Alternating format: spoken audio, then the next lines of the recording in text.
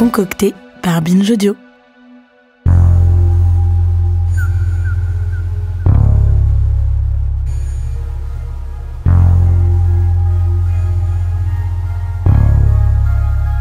Salut, c'est Thomas Rozek.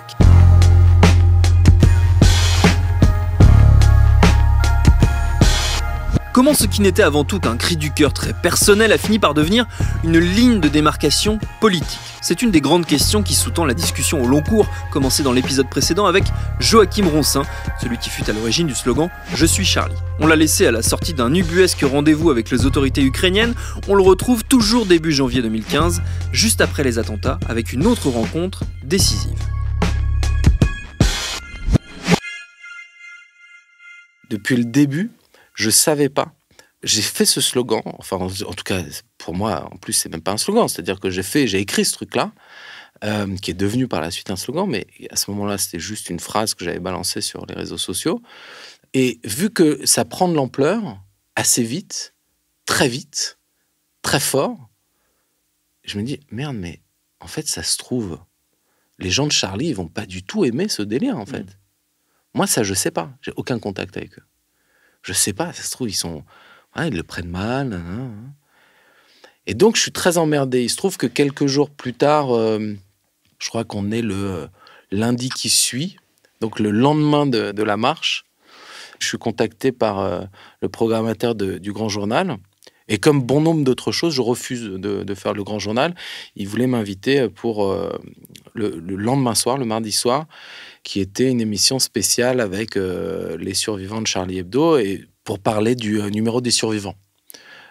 Donc le numéro qui sortait le mercredi d'après avec cette caricature en couve où il y avait le prophète avec écrit « Je suis Charlie » dessus. Et donc le programmateur m'invite, moi je refuse parce que c'est pas ma place, parce que je pense que c'est indécent. Tu vois, de ma part, de parler de ça, de ce slogan, alors qu'on invite des survivants d'une tragédie à parler de quelque chose de grave.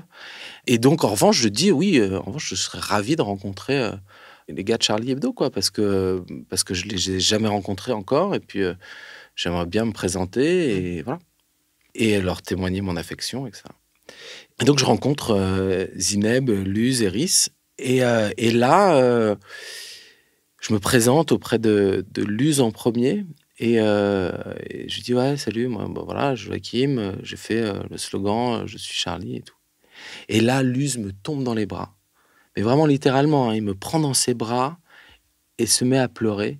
Et il me dit un truc qui m'a vraiment marqué. Et c'est ce qui m'a fait dégoupiller aussi, parce que jusqu'à présent, j'essayais de faire bonne figure. Mais là, ça m'a fait chialer direct. Et il m'a dit... je ne sais pas si tu n'avais pas fait ce slogan, il y aurait eu le mouvement qu'il y a eu dimanche avec la marche. Donc tu te dis, ah ouais. Donc non seulement ils apprécient ce slogan et ils le prennent pour eux, mais pour eux, ça a été salvateur, quoi, d'une certaine façon. Voilà, ça a été pour moi une rencontre très émouvante et qui m'a, d'une façon aussi, enlevé ce poids de la culpabilité d'avoir fait cette chose-là. Parce que jusqu'à présent, vis-à-vis d'eux, j'avais une sorte de culpabilité, tu vois, où je me disais, ça se trouve, ils n'aiment pas du tout, quoi.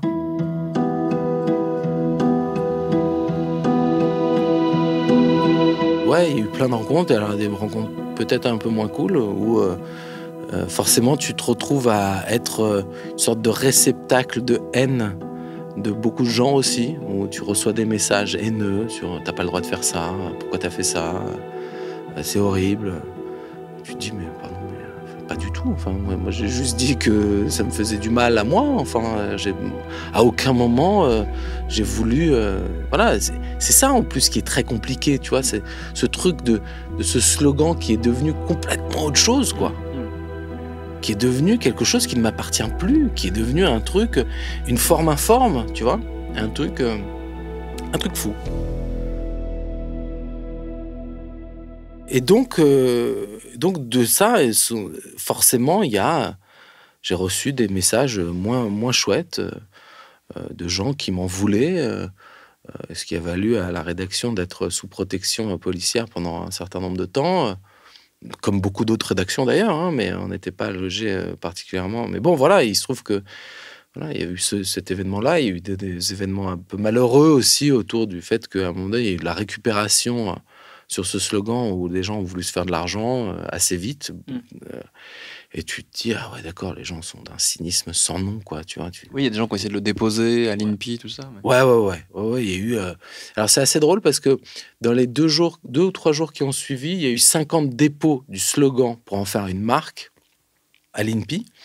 Et 3 jours plus tard, j'ai un journaliste de France 2 qui m'appelle, qui sortait d'une réunion, d'un reportage à l'INPI pour je ne sais quelle raison, et qui me dit, Joachim, t'es au courant, il y a eu 120 dépôts de marques autour de Je suis Charlie.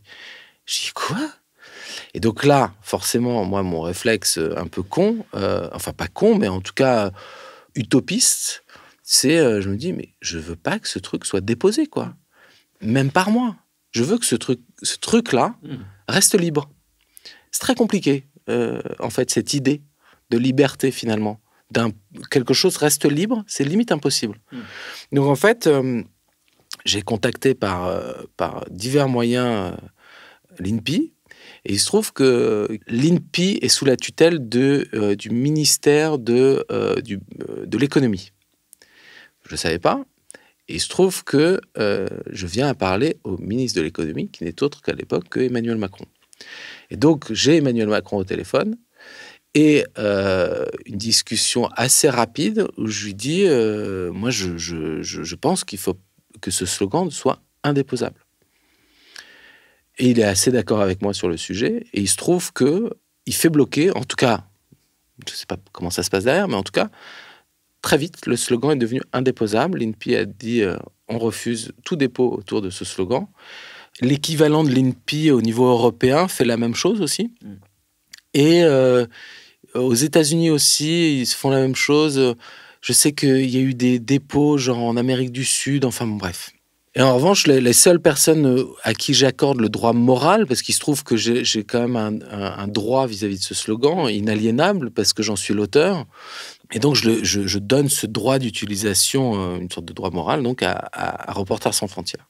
Et donc, eux, pour le coup, s'en servent, en font des t-shirts, des trucs comme ça, pour justement alimenter les caisses de Reporters sans frontières, qui en a bien besoin pour défendre la liberté d'expression et de la presse dans le monde.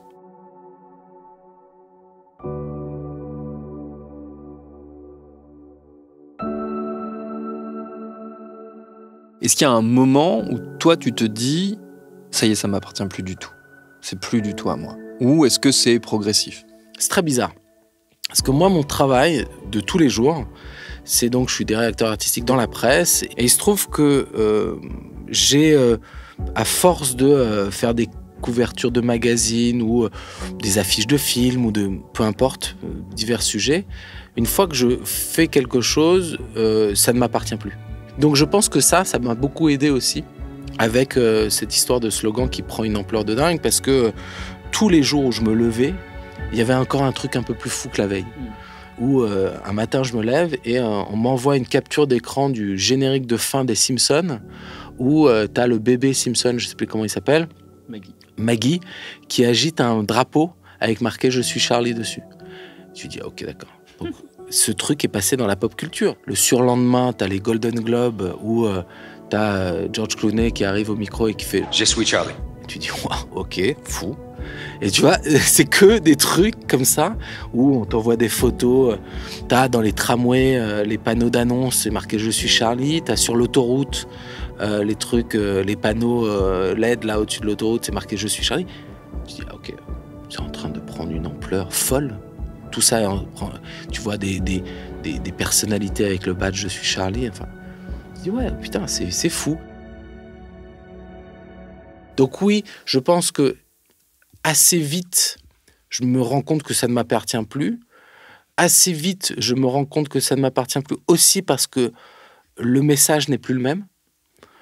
Surtout parce que, voilà, dans les 20 minutes qui ont suivi le fait que je marque « Je suis Charlie », 20 minutes après, il y a eu quelqu'un qui a dit « Je ne suis pas Charlie ». Donc à partir de ce moment-là, ce slogan est politisé. Tu vois, c'est genre ah oui, mais, donc il y a débat. Ah d'accord. Je savais pas qu'il y avait débat sur mon enfance en fait. Parce que le message premier, c'est celui-là. Ok, donc débattez. Et c'est un message qui est tellement basique qu'on peut tout y mettre. On peut y mettre tout ce qu'on veut dedans. Donc aujourd'hui, et puis c'est très bien, je suis Charlie, pour moi, le seul message valable, le seul qui ne me dérange pas, c'est le fait qu'il défende la liberté d'expression et la liberté de la presse. Après, qu'on dise je ne suis pas Charlie, je ne peux que, si je dis que je suis Charlie, c'est défendre la liberté d'expression, je peux que accepter aussi le je ne suis pas Charlie. Parce que sinon, je me contredirais. Donc oui, je l'accepte, mais je ne le comprends pas. Après, le pire pour moi, et c'est là où aussi j'ai pas voulu rentrer dans ce débat, c'est quand on a commencé à dire, et ce qui est pour moi le pire, c'est je suis Charlie, mais. Ça, moi, ça m'a terrorisé. Et très vite, où je me dis, parce que qui dit je suis Charlie, mais ça veut dire, ouais, mais ils l'ont bien cherché quand même, tu vois. Et ouais, ce truc qui shift comme ça me. Ouais, c'est perturbant. C'est perturbant parce que tu vois, c'est kafkaïen. Il y a un truc où tu te dis, t'es petit, t'es tout petit, t'es une sorte t'es rien, et t'as l'énormité à côté, tu vois, le truc gigantesque qui te dépasse, cette espèce de masse informe et il y a tout qui se met dedans, hein. Le harcèlement des médias, les gens qui te félicitent, les messages d'insultes, les médias qui veulent que tu sois l'étendard de quelque chose que forcément tu veux pas faire, etc., etc., etc. C'est un moment dans ma vie qui va marquer ma vie jusqu'à la fin, hein, qui m'a marqué profondément. Parce que c'est une expérience, quoi. C'est une putain de montagne russe, quoi. Tu vois, en termes de sensations, tu vas très haut, tu vas très bas. Et tu vois, à aucun moment, j'étais préparé à ça, quoi. Aucun moment, j'étais préparé à ce qu'on vienne me sursolliciter comme ça sur un slogan aussi basique que ça, quoi. Et que tout d'un coup, ça devienne une sorte de mème de langage, tu vois, où très vite, même les pires extrêmes commencent à le récupérer. Pour l'un, dire je suis Charlie Martel. Enfin, tu te dis waouh, c'est en train de prendre des proportions folles, cette histoire.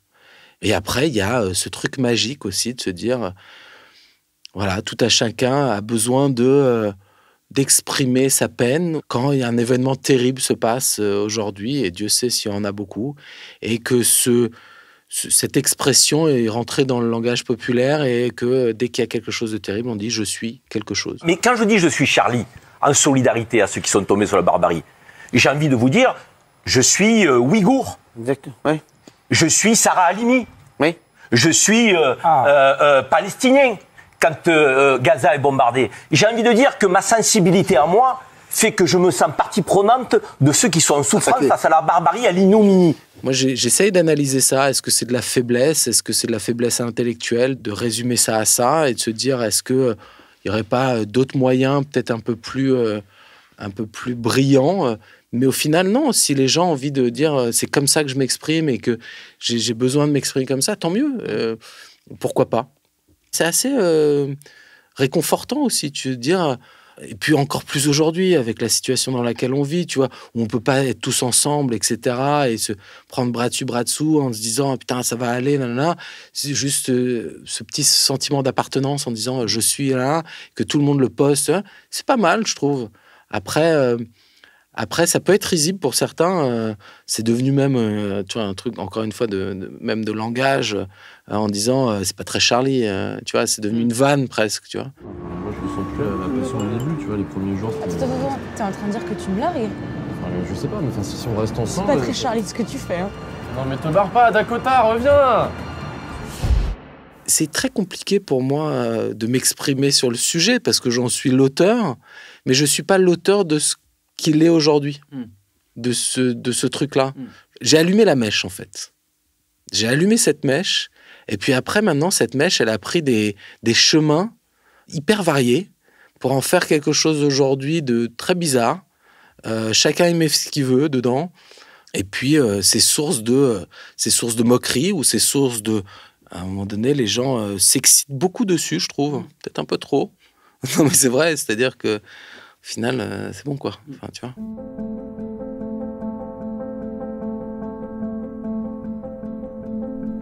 Ce qui, moi, me trouble dans tout ça, et c'est une des raisons pour lesquelles j'avais envie d'en discuter, c'est que ça part, et ça je pense qu'on l'avait tous compris, d'une espèce de cri du cœur, qui n'est pas une ligne de démarcation, qui est juste une manière d'apporter son soutien et de participer à la peine collective. Mais c'est devenu une ligne de démarcation. C'est devenu une segmentation un peu binaire. C'est est-ce que vous êtes ou est-ce que vous n'êtes pas. C'est devenu un truc où des gens en plateau télé se voient sommés de dire s'ils sont ou pas ceci ou cela. Est-ce que t'es Charlie, toi, encore 5 ans après? Ouais, mais c'est le propre de cette société qui n'ose plus être dans la nuance. Si t'es dans la nuance, c'est suspect. Tu vois, j'écoutais Leïla Slimani la dernière fois qui parlait de ça et que je trouve que son propos est assez brillant là-dessus sur le aujourd'hui tu as le droit d'être nuancé. Ce que tu dis est vrai, c'est-à-dire aujourd'hui cette phrase composée de 3 mots d'une simplicité démentielle, c'est grosso modo c'est être ou ne pas être Charlie, quoi. Et c'est terrible de réduire notre société actuelle avec tous ces problèmes. Rien que pour moi, de répondre à cette question, c'est très problématique. Non pas parce que j'ai pas la réponse, j'ai ma réponse. Mais est-ce que j'ai envie de m'exprimer là-dessus? Je sais pas. Pourquoi? Parce que c'est un sujet extrêmement sensible. Aujourd'hui, je vais pas aller sur le terrain de on ne peut plus rien dire. C'est pas le cas. Je pense qu'on peut dire beaucoup de choses. Mais c'est source de beaucoup d'emmerdes.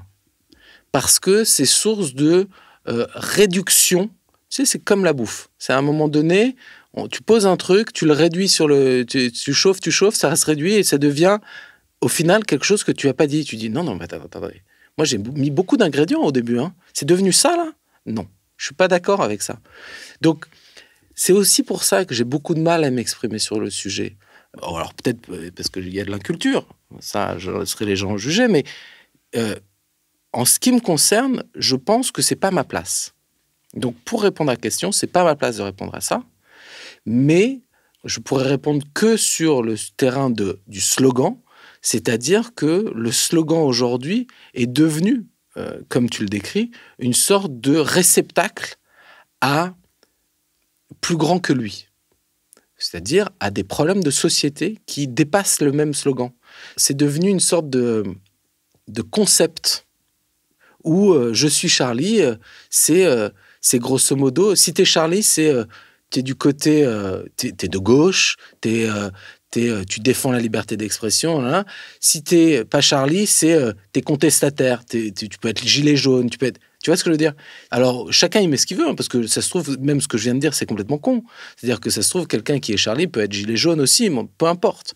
Mais j'ai l'impression que, notamment sur les plateaux télé, dès que ça débat de ça, et moi j'ai été invité à des débats, j'ai toujours refusé, où à un moment donné, la personne dit bon, est-ce que t'es ou t'es pas Charlie? Ah bon, donc c'est ça le résumé de tout le problème aujourd'hui, c'est être ou ne pas être Charlie? Non. Je pense que ça va beaucoup plus loin que ça et que, en fait, la question n'est pas bonne même. Il n'y a pas être ou pas être Charlie. C'était il y a 5 ans, la société a évolué, il y a d'autres problèmes, beaucoup de problèmes dans tous les sens.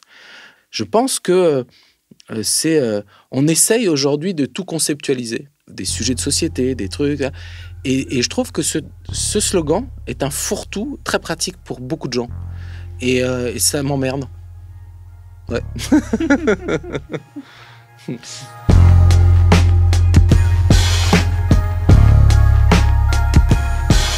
Et c'est d'autant plus emmerdant quand on se dit qu'en le transformant en fourre-tout simplificateur, on a fini par teinter d'une aura très négative ce qui, à l'origine, on l'a dit et redit, était un cri du cœur positif, rassembleur, ouvert, soit l'inverse exact de ce que certains en font aujourd'hui. Merci à Joachim Ronsin pour ses réponses. Programme B, c'est un podcast de Binge Audio préparé par Lauren Bess, réalisé par Mathieu Thévenon.